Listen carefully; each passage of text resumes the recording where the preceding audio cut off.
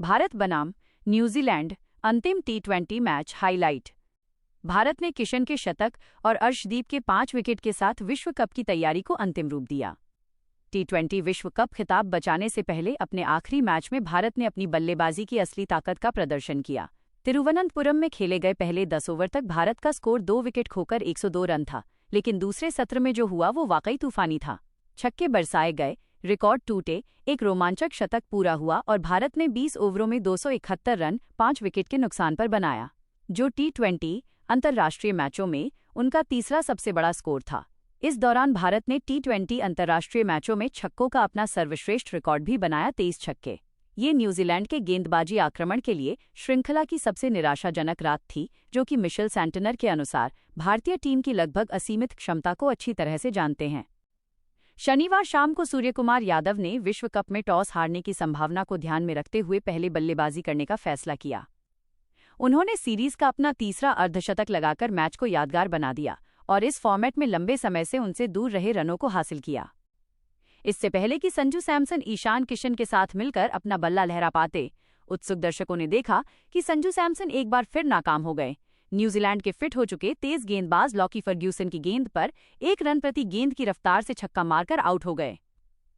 तेज गेंदबाज ने अभिषेक शर्मा को भी रोक दिया, जिन्होंने सलामी बल्लेबाज के तौर पर तेज गति से 4 चौके और 2 छक्के जड़े थे।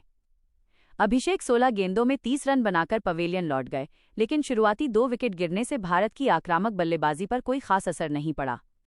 इसके बाद ईशान किशन ने जोश, जोखिम और छक्कों से भरपूर 41 गेंदों में शतक जड़ा।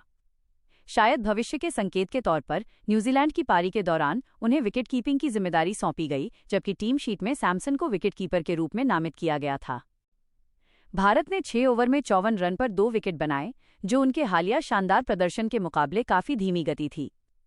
न्यूजीलैंड ने बीच के ओवरों में स्पिन गेंदबाजी से भारत को और दबाव में लाने की कोशिश की, लेकिन मिशेल सैंटनर के 5 रन वाले एक ओवर को छोड़कर गेंदें चारों दिशाओं में उड़ती रहीं।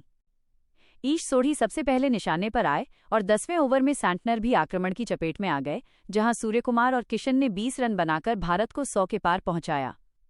इसके बाद 5 ओवरों का ऐसा दौर आया जिसमें सोढ़ी के 12वें ओवर में 29 रन बने और इस दौरान भारत न्यूजीलैंड की कमजोर पकड़ से पूरी तरह से बाहर निकल गया। रायपुर की तरह किशन ने इतनी ऊंची पारी खेलने के बाद भी अपनी गति धीमी नहीं की और अगले ओवर में छक्का लगाकर अपने कप्तान के साथ 100 रन की साझेदारी पूरी की। जब स्ट्राइक बदली तो सूर्यकुमार ने सुनिश्चित किया कि गेंदबाजों को कोई राहत न मिले। उन्होंने जैकब डफी को लगातार 3 छक्के लगाकर 26 गेंदों में अपना अर्धशतक पूरा किया। सैंटनर ने उन्हें 15वें ओवर में स्टंप आउट कर दिया, लेकिन हार्दिक पांड्या पहले से ही इस तूफानी पारी के सूत्र को समझ चुके थे। 15वें ओवर से लेकर आखिरी ओवर तक इस ताबड़तोड़ बल्लेबाजी करने वाले ऑलराउंडर ने 17 गेंदों का सामना किया और 4 छक्कों की मदद से 42 रन बनाए। किशन ने इस सीरीज में शानदार प्रदर्शन किया। सैंटनर के ओवर में 2 छक्के लगाकर 25 रन के 17वें ओवर में 41 गेंदों में शतक पूरा किया। आखिरी 3 ओवरों में 10, 14 और 21 रन आए। कुल मिलाकर आखिरी 10 ओवरों में 169 रन बने। न्यूजीलैंड के सामने रनों का पहाड़ था, लेकिन फिन एलन ने इस चुनौती का सामना करने के लिए पूरी तैयारी के साथ मोर्चा संभाला। पावर प्ले के अंदर ही 22 गेंदों में अर्धशतक लगाते हुए उन्होंने शानदार बल्लेबाजी की और जसप्रीत बुमराह को छक्का लगाया। अर्शदीप सिंह के खिलाफ भी उन्होंने रन बनाए, जिससे न्यूजीलैंड 6 ओवर में 1 विकेट पर 79 के स्कोर तक पहुंच गया। भारत के खिलाफ किसी भी टीम द्वारा पावर प्ले में बनाया गया ये अब तक का सबसे बड़ा स्कोर है। फील्डिंग प्रतिबंध हटने के बाद भी उन्होंने अपना आक्रामक खेल जारी रखा।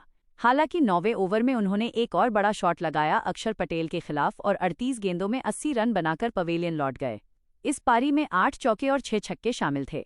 न्यूजीलैंड ने लक्ष्य के मध्य तक 131 रन 2 विकेट खोकर स्कोर बनाया, जो उस समय तक भारत के स्कोर से काफी आगे था। लेकिन बढ़त बनाना कहानी का सिर्फ एक हिस्सा था। भारत के कुल स्कोर के करीब पहुंचने के लिए न्यूजीलैंड को अपनी आक्रामक बल्लेबाजी को बरकरार रखना था और उससे भी बेहतर प्रदर्शन करना था, और यहीं पर वे पिछड़ गए।